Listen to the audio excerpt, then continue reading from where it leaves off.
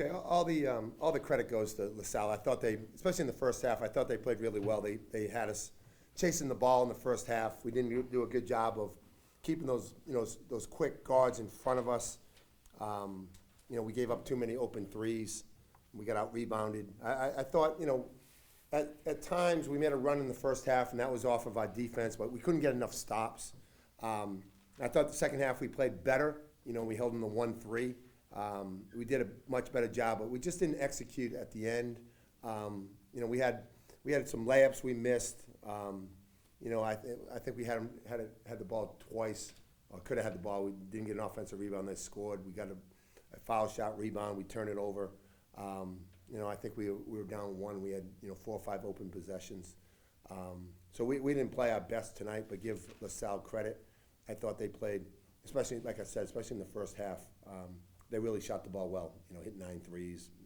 Nickelberry hit 4. But I thought our guys fought in the second half. But it just wasn't enough. Mark, they got 22 points from the bench, 6 of 9 from threes in the first half. That seemed to change the game. Yeah, it's not Nickelberry. That's the bench.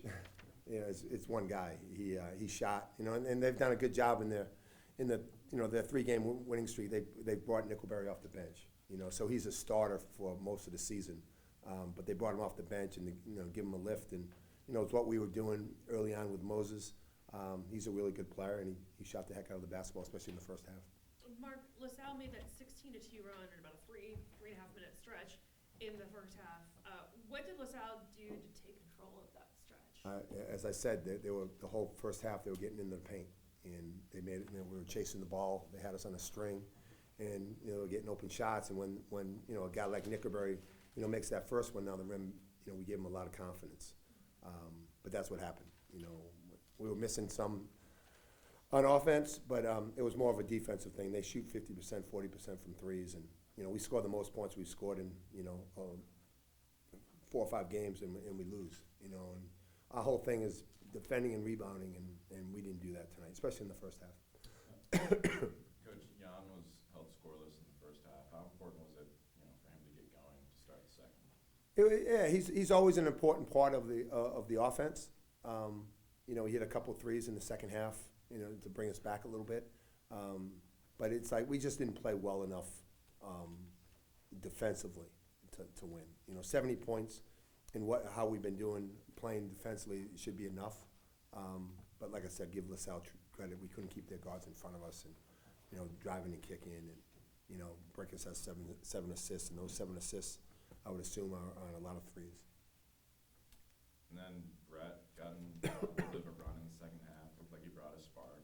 What'd you like out of him? Yeah, he gave us a spark. He defended a little bit. He's still learning the offense and what to do. But he did give us a lift, and that was a positive. What would you like to see the team do better the last 5.5 minutes? You only had 2 points. We have to defend. Yeah. We have to defend. That's what we didn't do. Anything else, Coach? One more question. Joe Mahalik was on Fran Dunphy's staff. What was it like to see him back on the sidelines? It was great. We had the Coaches versus Cancer. We celebrated with Joe up at Bartlett this summertime. Joe's a close friend, and it's great to see him back. And he's doing much better, and it's good to see. Anything else for Coach? Yep. Thanks. Okay, thanks.